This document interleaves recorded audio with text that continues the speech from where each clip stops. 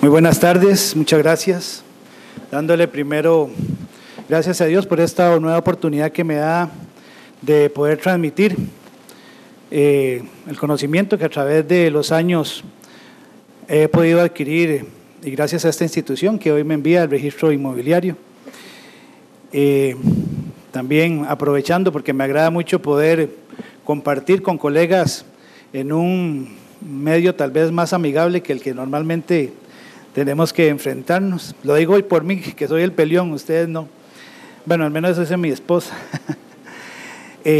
Disponiéndonos ya para que realmente esta sea una charla bastante fluida y poder realmente sacarle provecho a ella.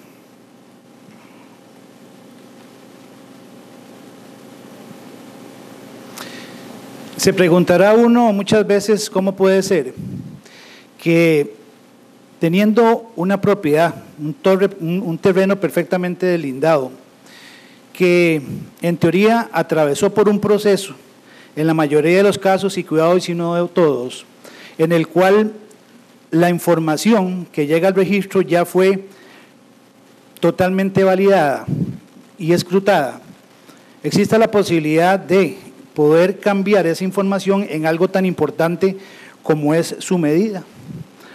Sin embargo, ya desde 1940 se daba la opción, y lo establece la Ley de Informaciones Posesorias, de poder utilizar la herramienta de la rectificación de medida, principalmente en los casos en que, por la época y por la instrumentación que se utilizaba, pudiera existir una inconsistencia entre la información de la realidad jurídica y la información que consta en el asiento inmobiliario. Es así como el artículo 13 de la Ley de Informaciones Posesorias establece que la medida de las fincas inscritas con anterioridad al 23 de octubre de 1930 o sus segregaciones podrán rectificarse sin necesidad de expediente mediante escritura pública con la sola declaración del propietario o propietarios, incluyendo usufructuarios. Esta fecha del 23 de octubre de 1930 obedece a que en esa fecha se promulgó la ley número 20, que vino a modificar algunos artículos del Código de Procedimientos Civiles de 1887, y es a partir de esta fecha cuando comienza a hacer requerimiento la existencia de un plano cartográfico de agrimensura para poder realizar toda titulación proveniente del proceso de informaciones posesorias. De ahí que los estudios que ahora vamos a ver, históricos, tienen que llevarse hasta esa fecha. El porcentaje que se puede aumentar en cada caso está dado por este mismo artículo 13, que ya vamos a ver el cuadro a continuación. Esto es específicamente lo que dice el artículo 13, de tal manera que todas aquellas fincas cuya medida esté entre 0 y 5,000 metros podrán levantar o elevar o rectificar su medida en aumento hasta esa medida, hasta los 5,000 metros. De tal manera que una finca que actualmente tenga 100 metros podrá ser llevada por medio del procedimiento notarial de rectificación de medida de aumento hasta los 5,000 metros. El problema tenemos es que una finca de 4,950 metros también va a llegar únicamente hasta los 5,000, porque así lo establece la ley. De 5,000 metros a 5 hectáreas se va a poder rectificar un 50%, de 5 hectáreas a 30 hectáreas un 25%, y de 30 hectáreas en adelante se podrá rectificar hasta un 10%. Vale aclarar que al indicarse la medida de esa finca, es la que actualmente publicita el asiento registral. No podemos, por ejemplo, comenzar a aplicar medidas que históricamente haya tenido esa finca para tratar de validar algunos datos propios del plano porque como vamos a ver ahora más adelante, es muy importante el momento en que fue levantado el plano y el momento en que se intente utilizar para ser incluido en la publicidad registral.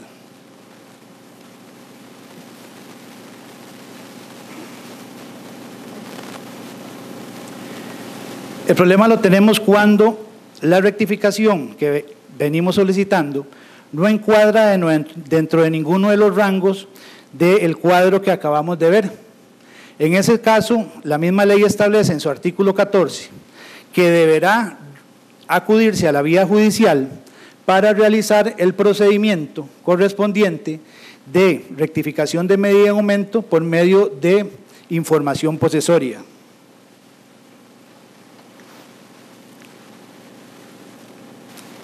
Estaba viendo ahora un correíto que me habían enviado, donde surgía una duda en cuanto a si esa rectificación de medida en vía judicial implicaba tener que titular esa parte nueva, esa parte que viene en demasía para poder después reunir, o era propiamente una rectificación de medida como normalmente se hace en vía notarial.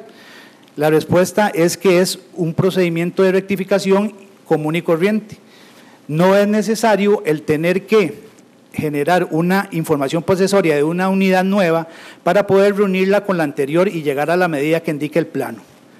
Inclusive, y sí he visto, por ejemplo, el que se utilice un solo plano mediante el cual se reúnen dos fincas ya existentes, donde la primera va a generar un aumento de medida que sobrepasa los porcentajes y tiene que llevarse a información posesoria. Inclusive el juez va a utilizar ese plano donde no consta específicamente cuál es ese porcentaje a aumentar, porque el plano que tiene es el de la reunión, pero él dentro de su procedimiento de validación va a determinar por diferencia cuál es esa medida que va a aumentar la finca A, va a autorizar y aprobar, y hay que generar un plazo de convalidación sobre ese aumento de medida para luego reunir con una finca B limpia, y todo este procedimiento con un solo plano.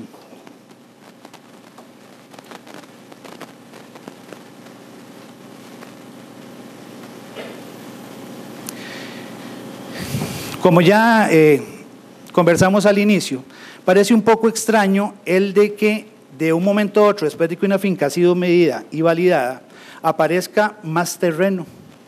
Normalmente puede darse por algún tipo de error. Sin embargo, la ley prevé que esto se pueda dar porque eventualmente se haya tomado tierra de alguna de las colindancias, ya sea que no se han llevado a titulación o que inclusive pertenecen a algún otro propietario. Es por esto que, de acuerdo y en procura de defender los intereses de terceros, cada vez que se inscriba una rectificación de medida en aumento, el artículo 13 establece que debemos inscribir contra la finca rectificada un plazo de convalidación por 3 años, plazo que contará a partir de su inscripción en el registro toda vez que es de efecto publicitario, y es hasta ese momento en que esa rectificación comienza a tener publicidad a efecto de terceros.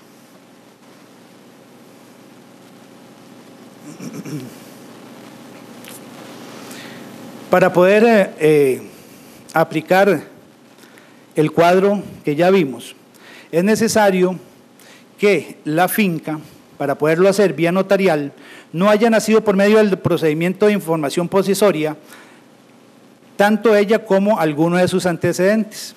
Esto nos obliga a tener que hacer un proceso histórico hasta 1930, específicamente el 23 de octubre, para verificar que no está afecto por esa modificación que se le hizo al artículo 13.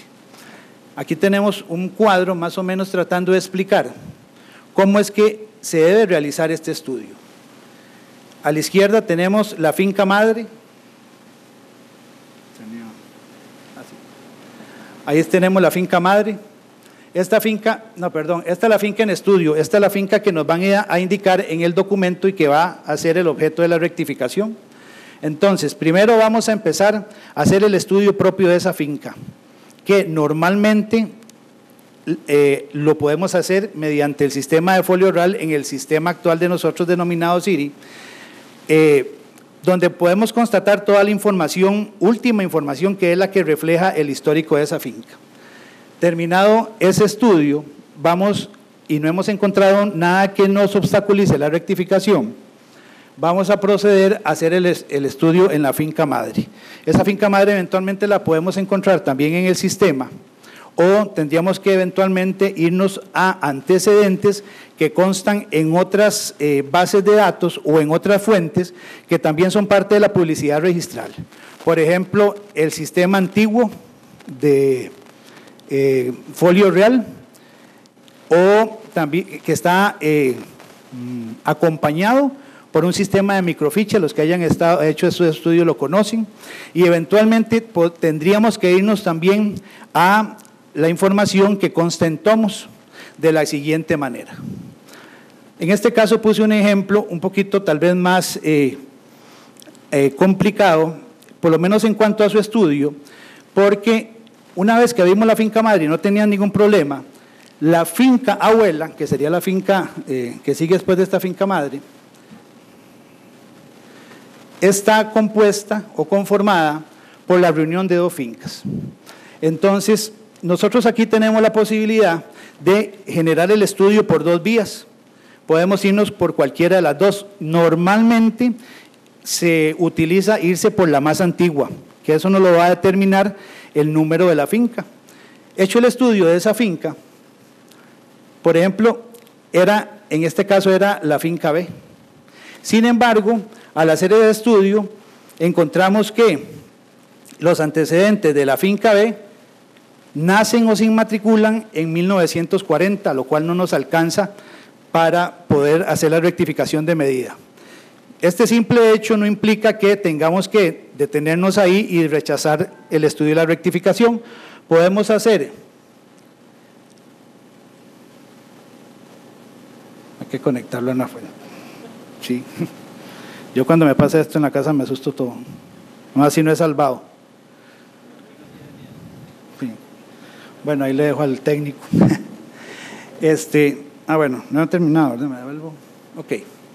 Les decía que tenemos la posibilidad de hacer el estudio, agotar el estudio en la otra finca. Y esa, en este caso, nos llevó a su antecedente hasta 1921. Quiere decir que sí califica la rectificación, pero hay que tener un cuidado, porque tenemos que ver qué porcentaje podía rectificarse en su momento esa finca, la finca B, para ver si se hubiese realizado en su momento, nos alcanza para podérselo hacer a la finca hoy actual. ¿Me explico? O sea, si nosotros teníamos o queremos rectificar la finca inicial, la finca de estudio,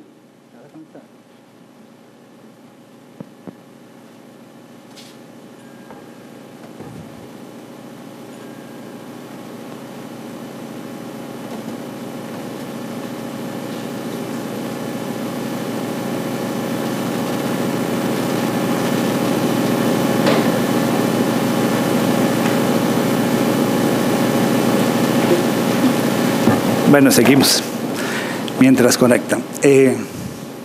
Si nosotros quisiéramos rectificar, por ejemplo, 5.000 metros, en cuyo caso estaríamos hablando de una finca en el segundo rango, porque las fincas de primer rango no nos permiten aumentar a más de 5.000, y necesitáramos aumentar a 5.000 metros, si el estudio que arroja la finca de 1921 en su momento podía o permitía rectificar hasta 4.000 metros, no procedería, porque esos 4.000 metros por ella sola no nos están alcanzando para poder aumentar los 5.000 metros que la finca requiere.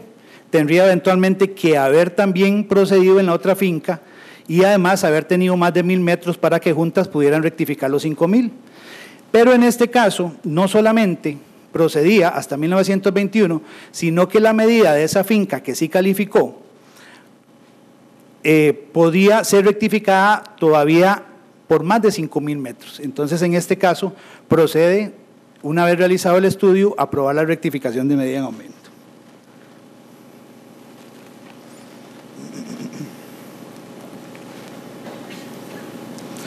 Ese estudio que acabamos de ver prácticamente es requerido en todos los casos, excepto en los casos de rectificación de medida conforme al artículo 22 de la Ley de Catastro. Este artículo es una excepción y tiene como fundamento ese artículo 22 que permite aumentar o rectificar la medida de un inmueble hasta un máximo de un 10%, pero para ello debemos utilizar un procedimiento totalmente diferente. Es muchísimo más alivianada la calificación.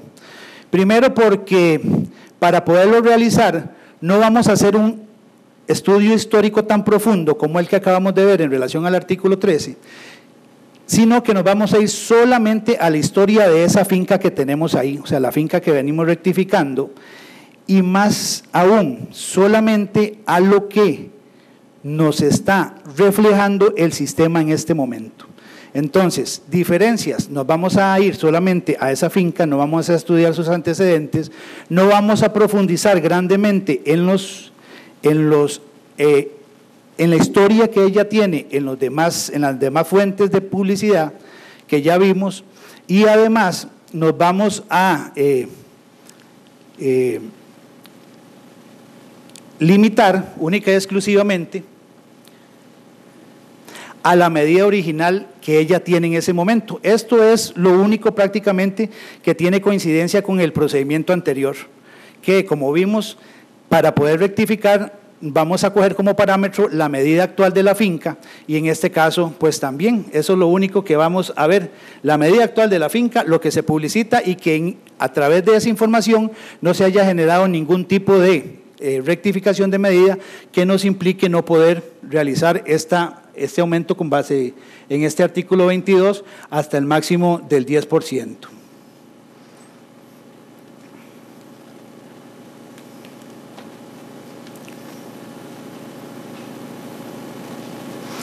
El procedimiento de rectificación de medida en disminución prácticamente no tiene los mismos requisitos que tiene el procedimiento de rectificación de medida en aumento. Primero porque normalmente no hay afectación a terceros, como ya vimos, todo el estudio y todo lo que nosotros hacemos es en procura de no afectar derechos de terceros a la hora de rectificar la finca en aumento, lo cual no se presenta en los casos de rectificación de medida en disminución, por lo menos no en cuanto al aumento en la demasía, o más bien a la demasía en el aumento de la rectificación.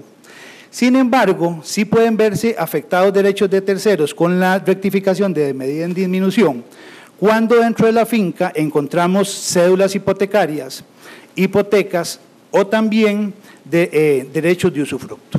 En estos casos debemos tener mucho cuidado, porque para poder realizar la rectificación es necesario que esos terceros comparezcan autorizando en la rectificación de medida. Es así como en los casos de hipotecas deberá comparecer el acreedor consintiendo en la rectificación de medida en disminución. En caso de cédulas hipotecarias, eso definitivamente no es posible, habría que cancelar las cédulas hipotecarias, porque eso implicaría necesariamente modificar el título que no lo tenemos. Y en el caso de los usufructuarios, es necesario que ellos se apersonen. Y esto lo aclaro porque en un momento se le ha dado ese peso al nudatario de poder rectificar algunos elementos de la finca sin que tenga que comparecer el usufructuario.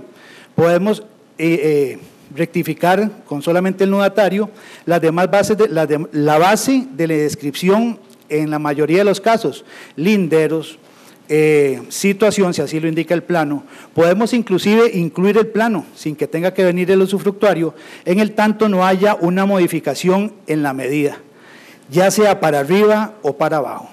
Para arriba porque a la hora de rectificar la medida en aumento, eso nos va a generar un plazo de convalidación que es un gravamen que va a afectar a toda la finca y que necesariamente requiere el consentimiento del usufructuario para poder verse afectado ese derecho. No lo podemos hacer unilateralmente, ni tampoco podemos dejar por fuera el usufructo de este plazo de convalidación. Y el otro, que es en disminución, pues es más obvio porque estamos agarrando la medida de la unidad y estamos disminuyéndola, y él es proporcionalmente con derecho en forma alícuota en cada decímetro cuadrado de esa medida. Existe también la posibilidad de que en lugar de traerlos se cancele. Entonces podría hacerse una renuncia del derecho de usufructo, en cuyo caso el nudatario estaría adquiriendo el dominio completo y se procedería con la rectificación. O también se podría realizar una cancelación del gravamen hipotecario. En estos casos hay que tener mucho cuidado, y los bancos y los que trabajan con los bancos aquí ya saben, y al rato les ha pasado, de que a la hora de hacer cancelaciones parciales se pueden topar con un problemita que se llama artículo 409 del Código Civil. Para los que les es familiar y han caído ahí, saben que es un problema inmenso. Entonces es conveniente, antes de ir a generar inclusive un crédito y tener que previo realizar una rectificación de medida, hacer los estudios pertinentes, porque ese elemento basta para que se traiga abajo todos los actos que vengan generándose en ese documento.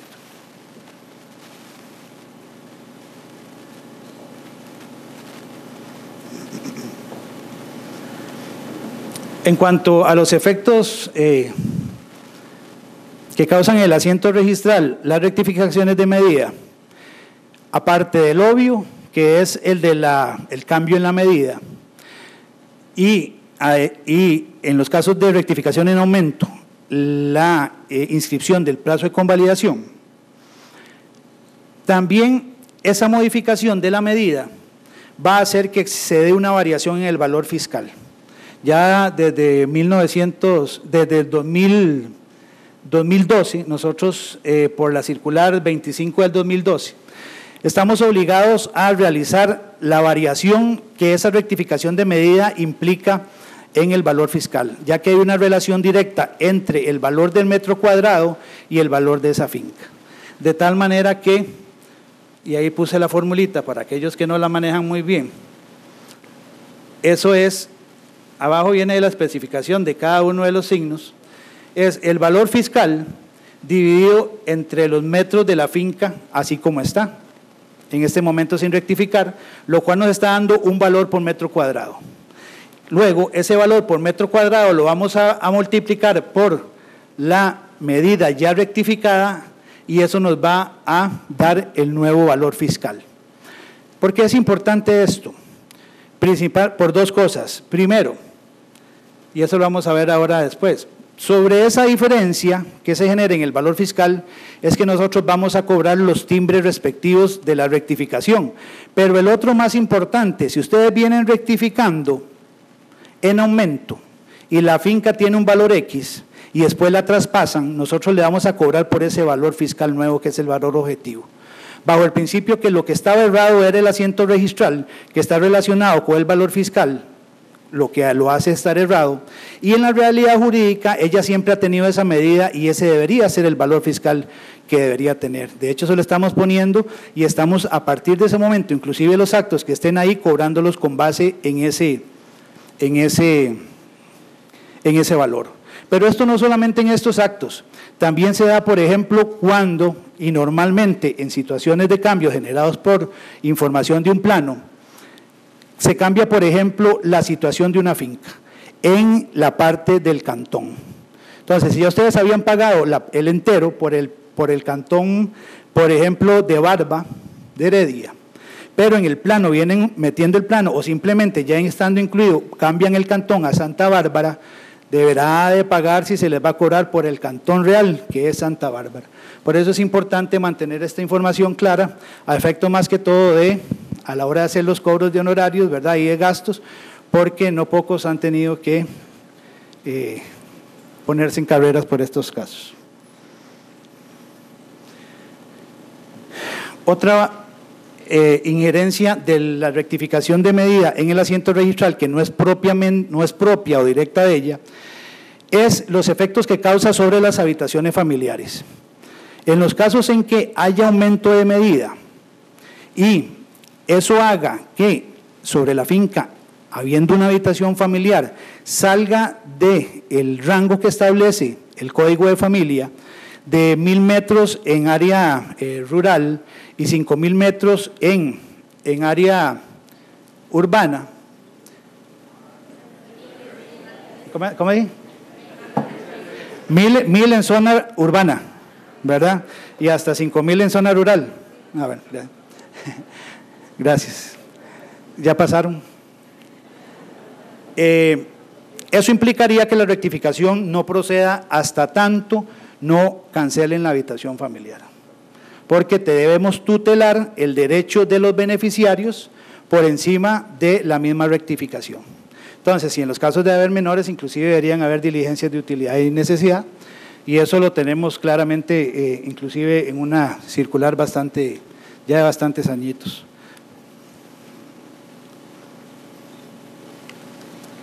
En cuanto al pago de derecho y timbre, ya hablamos un poquito de eso.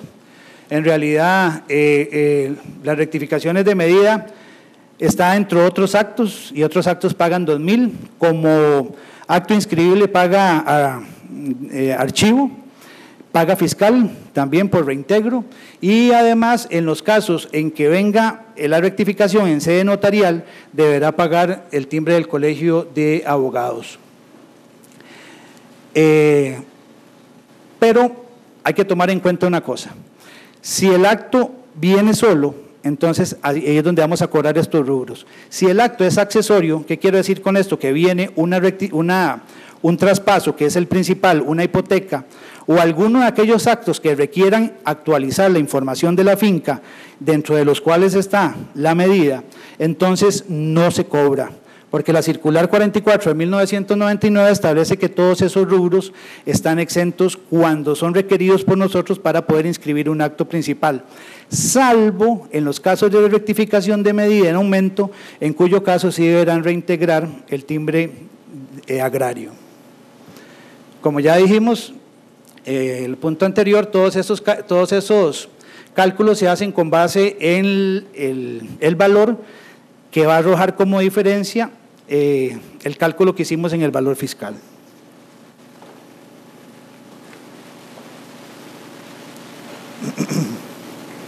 Si una vez realizada la calificación del documento por parte del registrador, logra determinar que no procede la rectificación porque encontró que faltaban elementos que son requisitos para poderla realizar, vamos a tener dos situaciones. Cuando la rectificación viene acompañada por otros actos principales, o sea, estamos hablando de que es una rectificación accesoria. Vamos a tener que ver dos cosas: que esa rectificación sea necesaria para inscribir el acto principal, en cuyo caso le vamos a poner el defecto y lo vamos a mandar inmediatamente a que realice la rectificación en la vía judicial, el procedimiento de rectificación por medio de información posesoria. No se puede poner ni se puede dar otra idea diferente a esta.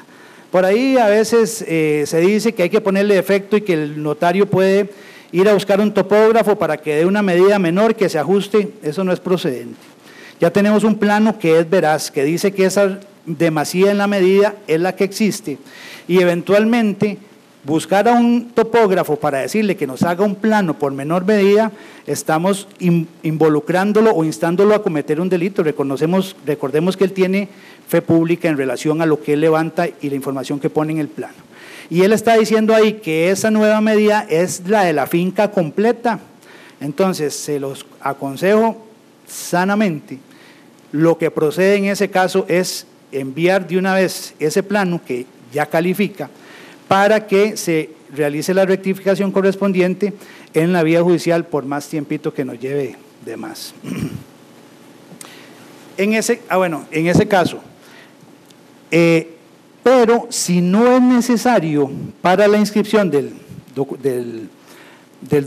acto principal, específicamente en los casos, en los de segregaciones, cuando la parte ha venido dando un plano para rectificar medida sobre el resto, pero propiamente el acto principal es la segregación y venta del lote, en este caso no es necesaria esa rectificación para inscribir el acto principal, que es de segregación y venta del lote, toda vez que ni siquiera se requiere indicar plano ni indicar plano para la segregación, simplemente se describe la finca tal y como está.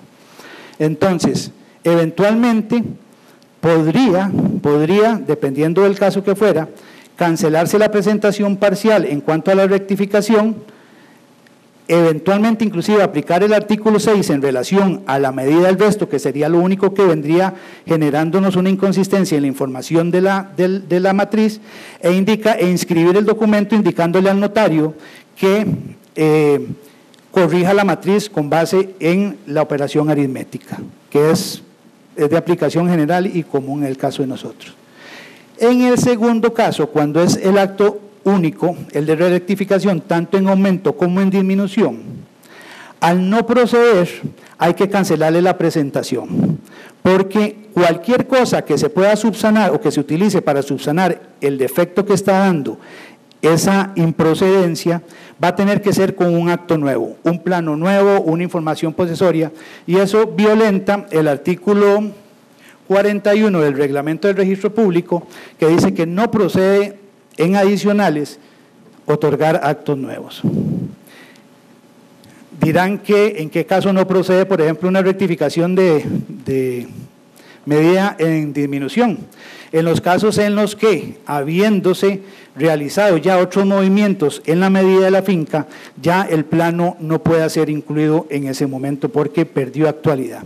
Eso lo vamos a ver un poquito ahora en las siguientes filminas.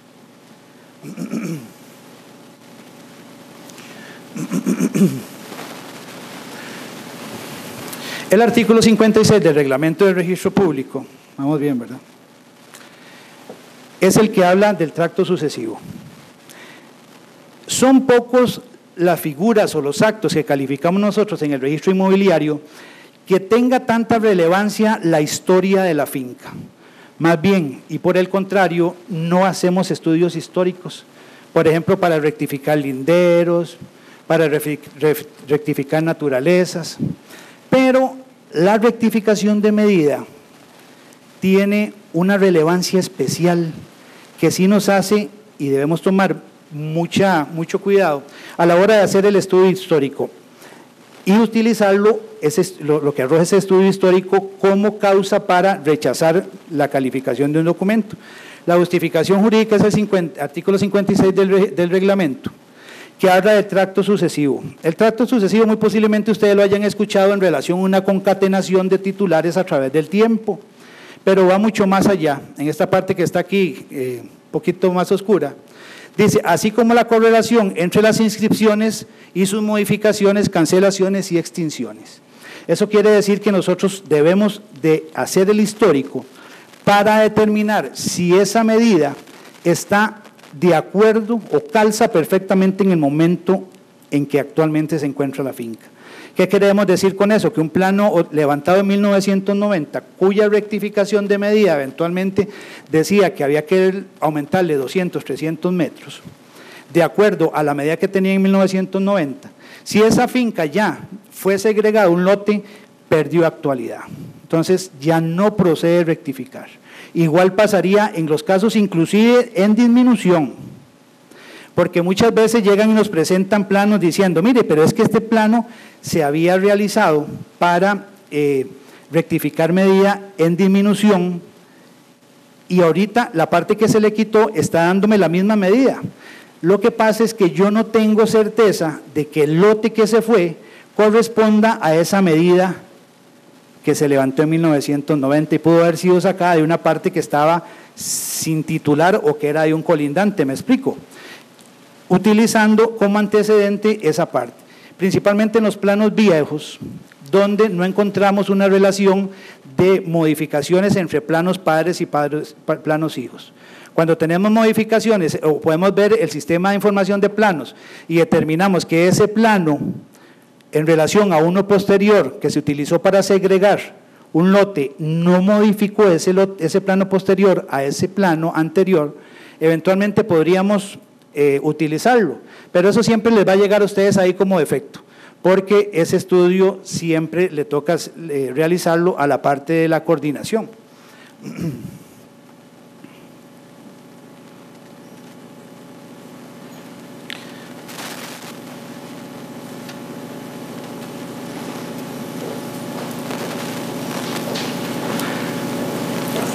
En cuanto, ya vimos al principio la justificación jurídica del porqué de las rectificaciones de medida.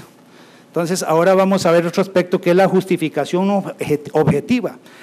El qué es lo que justifica realmente el realizar rectificaciones de medida o por qué se tuvo esa previsión o por qué hoy es que nosotros la aceptamos. En principio presupone una inconsistencia como cualquier rectificación, pero en los casos particulares de la rectificación de medida normalmente es por tres causas. La primera, y que tiene referencia con el plazo del 23 de octubre de 1930, que muchas de esas, o la mayoría de esas fincas que se inscribieron antes de 1930 no tenían plan. Entonces, a la hora de llegar y medir, y era cálculo, alguno que haya tenido la oportunidad de ver algún tipo de esos asientos, habrá leído de que dice aproximadamente tantos metros, tantas hectáreas, era una medida aproximada. Entonces, ante esa incertidumbre de la medida real, es que se permite hacer la rectificación por medio de un plano nuevo. Lo segundo es que muchos de esos planos, muy viejos, no habían sido levantados con instrumentos que fueran lo suficientemente exactos de acuerdo a la tecnología, y esa era la que había en su momento. Hoy por hoy tenemos tecnología mucho más exacta que hace suponer que haya una diferencia a la hora de hacer el levantamiento.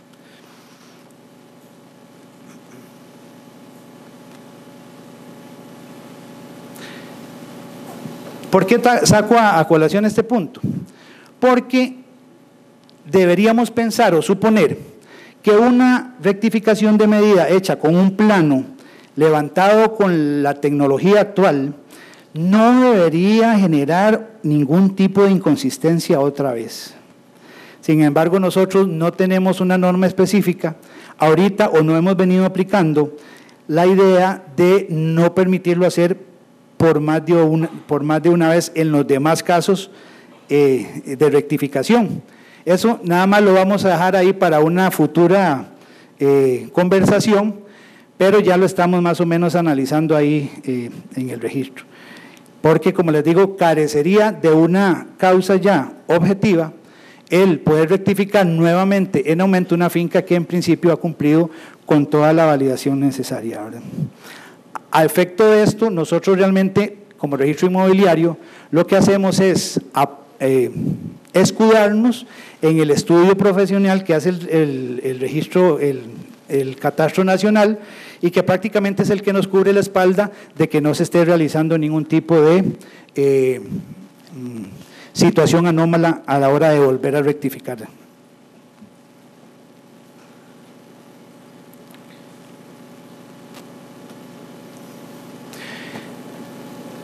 Tenemos también otro tipo de rectificación, que más bien no es rectificación y que no se considera tal, entonces no califica o no se califica con todos los requisitos y toda la rigurosidad que hacemos con las rectificaciones, y es el caso de las modificaciones. Y aprovecho para indicar que normalmente las modificaciones a nivel registral implican movimientos de oficio, las rectificaciones normalmente son a solicitud de parte, y por eso este se llama modificación. Modificamos la medida cuando el plano indica números cerrados en virtud a la directriz 02 de 2009, donde referimos la modificación que tuvo el reglamento a la ley de catastro, que hizo que no se pudieran inscribir más, o más bien se eliminaran aquellos planos que tuvieran decimales. De tal manera que de esta fecha para adelante, todos los planos van a aplicar redondeo, y cuando nosotros detectamos esa situación de oficio o automáticamente vamos a generar la modificación en la finca a esa medida, en el tanto sin generar un plazo de convalidación. Eso lo digo ahí porque a veces se equivocan y hacen una modificación y le dan plazo de convalidación. Tienen todo el derecho de acudir al departamento que hoy el Señor me da la bendición de estar, reconstrucción, y ahí los vamos a atender para eliminarles ese plazo de convalidación porque no debió haberse generado. Ahí entre negrita está en el tanto exista concordancia con el componente gráfico. Esa medida de ceros o de redondeo tiene que constar en el plano. No pocos casos viene el notario aplicando el redondeo y no es él al que le corresponde aplicar el redondeo. Si el plano por algún motivo tiene decimales, él tiene que rectificarse con los decimales, porque a veces dice con 0,35 decímetros cuadrados, pero en aplicación a la regla del redondeo.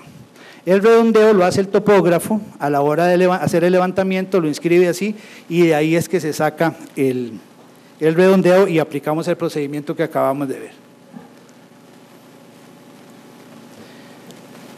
Ya casi terminamos. Rectificación de medida por medio del certificado inmobiliario. Esto es muy importante porque acaba de ser aclarado en la circular 05 en la directriz 05 del 2017. Toda la situación se vino dando porque el mismo artículo 22 establecía que en relación a las modificaciones del 10% que ya vimos, se podía hacer con la medida que indicaba el certificado catastral. De ahí en algún momento se intentó o se pensó darle una equiparación del certificado catastral con el plano. Pero en realidad el certificado catastral, si bien es cierto, es un insumo para poder levantar el mapa catastral, no tiene la misma certeza que el plano levantado por un topógrafo. De tal manera que, ¿y por qué? Porque normalmente muchas veces son cálculos o se usan también la georreferenciación para hacer el levantamiento del certificado catastral. Entonces, ¿qué es lo que pasa en esos casos? Todos saben que la georreferenciación tiene su margen de error, ¿verdad? Perdón. Y se utiliza, pero cuando en las colindancias se logra inscribir un plano levantado por un topógrafo, lo que va a valer es la información que levantó el topógrafo y eso eventualmente puede hacer que el certificado que he levantado de otra forma pueda ser modificado. En un momento se estuvo utilizando por parte principalmente de algunas instituciones de crédito preferir el certificado catastral para hacer ajustar la medida en la finca. Y a veces topaban con el problema de que el certificado catastral había variado y resulta que ya tenían que ir a modificar otra vez porque había variado el certificado catastral. Para evitar todo, bueno, y además se venían dando rectificaciones de otro tipo con bases en ese certificado, como rectificaciones del lindero, rectificaciones de situación, etcétera. Entonces, por eso, con esta circular 5 de 2017 se establece con claridad para qué va a servir el certificado inmobiliario. Es posible rectificar con el certificado inmobiliario únicamente la medida cuando la finca tenga inscrito plano, en cuyo caso no procedería. Y además de estar inscrito ese plano en la finca, la medida del certificado tiene que coincidir con la del plano, en cuyo caso tampoco procedería. Y el tercer requisito es que ese certificado no tenga inconsistencias en el CIP. Entonces, al final, prácticamente teniendo plano, la lógica es aplicar el plano.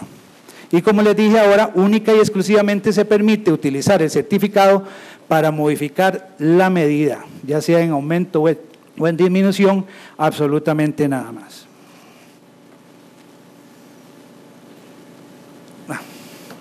Muchas gracias, quedo a la orden, que me los bendiga.